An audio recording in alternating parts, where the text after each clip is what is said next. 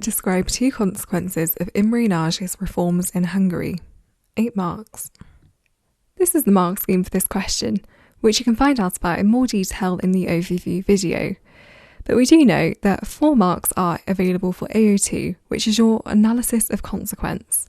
So essentially, what happened as a result of the event, and why was it significant? Why was it important?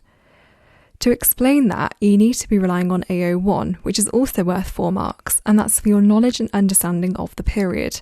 So using evidence from your own knowledge to explain the consequence and explain why it's significant.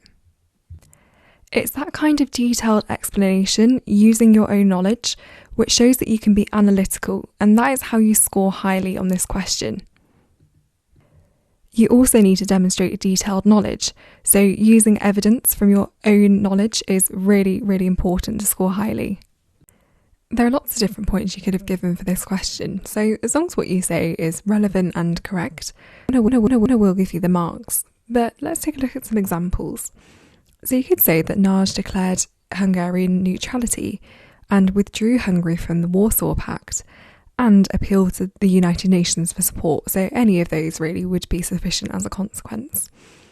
You then need to explain that in more detail, so why was that significant?